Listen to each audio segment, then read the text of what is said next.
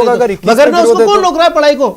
ठीक है नहीं सर, पढ़ाई को कोई नहीं रोक रहा। सही साहब, मैं आऊंगा आगे आपके पास। अब सुरेंद्र सिंह नरूका जी, मैं आपके पास आ रहा हूं। मुझे ये बताइए कि एक पर्टिकुलर फैमिली के सेटअप में एक अगर बच्ची कुपोषित है तो 18 से 21 के बीच में उसके पेरेंट्स उसकी लाइफ में कौन सी तब्दीलियां ला देंगे?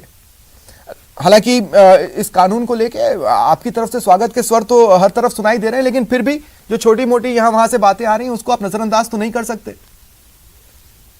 सुप्रीम जी, इसमें ये जरूरी बात है कि वो 18 में कुपोषित हो और 21 में कुपोषित नहीं हो।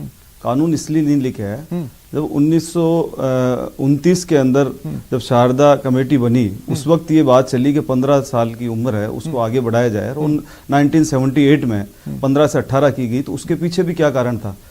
जो आप बच्ची की शादी कर लेते हैं जल्दी 18 की उम्र में शादी करने के बाद में जो मातृत्व मृत्यु दर है वो दिन पर दिन बढ़ती जा रही थी, शिशु मृत्यु दर है वो बढ़ती जा रही थी। उसका कारण क्या था कि बच्ची का जो शारीरिक उसकी जो बनावट है वो पूरी तरीके से डेवलप नहीं होने के कारण ये जो कुपोषण है उसका कारण भी वही था।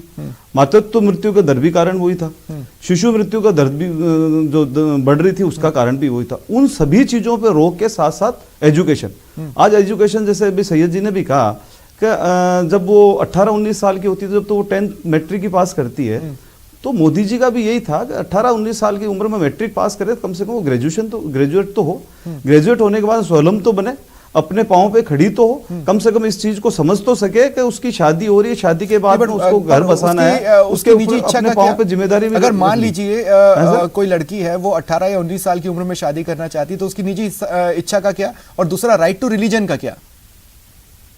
सर ये केवल एक की इच्छा या अनिच्छा पे नहीं है, पूर्णतः सभी महिलाओं के उनके अधिकारों को संरक्षण करते हुए उनके स्वास्थ्यता को ध्यान में रखते हुए मोदी जी ने यह कदम उठाया, और इस कदम का पूरे हिंदुस्तान में नहीं बाहर भी इसका स्वागत किया जा रहा है। वो किस लिए स्वागत किया जा रहा है? वो इसीलिए स्वागत किया जा रहा है कि आपको पता हो तो अब हमारी जो दोनों की महिला और पुरुष की स्वागत किया जा रहा हो, ये खबर तो आई ही आज है सर।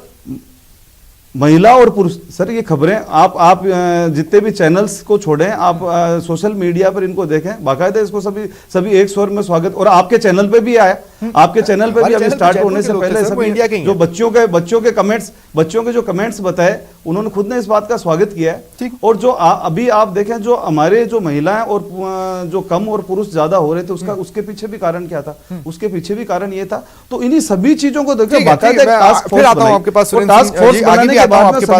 सुमित्रा चौधरी जी, एक बार फिर मैं आपके पास आ रहा हूं। देखिए अब एक जो बात समझ से परे है वो ये है कि 18 में बालिग दोनों हो गए हैं, 18 में हम उन्हें उनका डिसीजन लेने का अधिकार दे रहे हैं, लेकिन 21 तक कह रहे हैं रुको। जी बिल्कुल, इसके लिए मैं आपको एक डेटा बताना चाहूंगी। 2001 में जो शादी की मीन एज थी वो थी 18.3, और 2018 के आते आते जो शादी की मीन एज है वो हो गई है 22.8। तो आप समझिए डिफरेंस को कि ऑलरेडी जो शादी की मीन एज है वो 22 साल क्रॉस कर चुकी है। तो 21 इयर्स का डिसीजन कोई गलत डिसीजन नहीं है। दूसरा, अगर हम ये कहते हैं कि हमारे पास चाइल्ड मैरिज प्रोहिबिशन एक्ट है और बहुत सारे प्रावधान है कानूनी, तो वो कहीं ना कहीं सक्सेसफुल नहीं हो रहे हैं। इस बात का भी तो ध्यान दिया जाएगा कि ये किसी अन्य तरह की घटनाओं को बढ़ावा न दे जाए। जैसे मैं कहना चाहता हूं कि हमारे देश में इस बात को लेकर बहस होती है कि दो लोग आपस में संबंध किस उम्र में बना सकते हैं, उसकी क्या एज तय कर दी जाए ताकि कुछ चीजों से मुक्ति मिल सके। मैं कह रहा हूं कि क्या फिर ऐसा तो नहीं कि इन चीजों की ओर ये सब तो भी तो सोचा जाएगा ना कानून बनाते वक्त? एब्सोल्युटली, ये सब सोचा गया है, तभी इसको चाइल्ड की जो एज है, चाइल्ड मैरिज की जो एज है उसमें डाला गया है। प्रोहिबिशन ऑफ चाइल्ड मैरिज में सबसे पहले चेंज किया जाएगा, और उसके बाद स्पेशल मैरिज एक्ट और हिंदू मैरिज एक्ट जो भी पर्सनल लॉज है उनमें चेंज किए जाएंगे, बिकॉज ये एक रिपल इफेक्ट है। इट्स नॉट कि एक एक्ट को आइसोलेटेड तरीके से हम चेंज कर सकते हैं और दूसरी जगह वो नहीं होगा तो वो तो संगीता जी, अब देखिए संगीता जी, आप जब व्यक्तिगत तौर पर इसका स्वागत कर रही हैं तो एक डर जो कांग्रेस को लेकर रहता है कि अगर समाज के एक पर्टिकुलर वर्ग से या कोई विरोध के स्वर उठते हैं तो कांग्रेस थोड़ा सा डावाडोल होकर सोचने लगती है।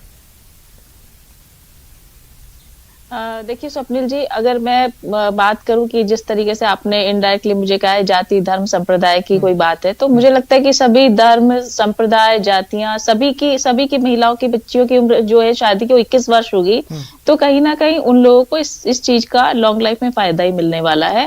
क्योंकि हम ये कहें कि भाई बच्चियां तो जल्दी परिपक्व हो जाती हैं और पुरुष बाद में परिपक्व हो जाते हैं, तो क्यों अपने बच्चियों को आपने 18 की उम्र में पहले जो था, तो वही वो कहीं ना कहीं असमानता का जो था वो उसको खत्म करने के लिए मैं तो कहूंगी कि भाई समानता के स्तर पर एक अच्छी पहल की गई है कि दोनों की उम्र 21 की गई है।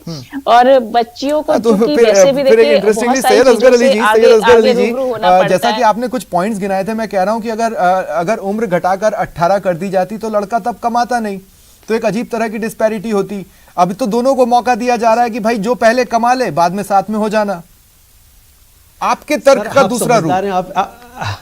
हाँ, मैं बता रहा हूँ, आप समझदार हैं, आप कैसे ऐसी बात कह सकते हैं। मैं ये अर्ज कर रहा हूँ कि मिनिमम एज का डिसाइड करने का मतलब ये नहीं होता कि आपको उसी एज में शादी करनी है। हाँ, exactly। लेकिन जब आप मैक्सिमम जब एज डिसाइड कर देते हैं 21 साल का, क्यों करना? तो फिर आप उससे पहले नहीं कर सकते। तो फिर विरोध आप बात को समझे, कमाएगा तभी शादी करेंगे घर वाले, ये तो सभी जानते हैं, तो कॉमन सेंस की बात है। तो कोई जॉब की जरूरी थोड़ी है। आप जकरबर्ग कितनी साल की उम्र में करोड़ों रुपया बिलियन कमा रहा है, तो 18 का भी नहीं हुआ था। आपकी बात का तो मैं ये भी कह सकता हूँ। ये सब कहने की बातें हैं सर। हम ये कहना चाह रहे हैं कि जब हमने 1988 ठीक है जी सर, जुकरबर्ग की शादी जब 1988 में जब हम अपने वोट की उम्र कम कर रहे थे, तो हमने ये बात कही थी कि हमारा भारतीय युवा समझदार और कॉन्फिडेंट है, तो उसे 21 में नहीं बल्कि 18 में गवर्नमेंट का हक दिया जाना चाहिए कि वो गवर्नमेंट चुन ले। ठीक है, क्या वही बात सामने मैं लेना चाहता हूं। सुरेंद्र सिंह नरूका जी, देखिए आपके डिसीजन के साथ दिक्कत क्या है ना, आप सबका साथ ले नहीं पाते हैं, इसमें ले पाएंगे? दिख तो नहीं रहा है ये जब प्रधानमंत्री जी ने जब घोषणा की स्वतंत्रता दिवस पे, उसके बाकायदा टास्क फोर्स बनी और टास्क फोर्स बनने के बाद में उन्होंने सभी से राय मशवरा करने के बाद में ये जो कानून बनाया है, तो ये सबसे राय लेके बनाया है। ऐसा कहीं नहीं है कि किसी से राय नहीं लेके बनाया गया हो। और ये जो कानून बनाया है महिला के शक्तिकरण के लिए बनाया है और बिल्कुल सही बनाया है। इससे हमारी जो बहन बेटियां हैं। बहुत बहुत शुक्रिया आप चारों का मेरे साथ जुड़ने के लिए और चर्चा में शामिल होने के लिए। ये था आज का प्राइम डिबेट। नमस्कार।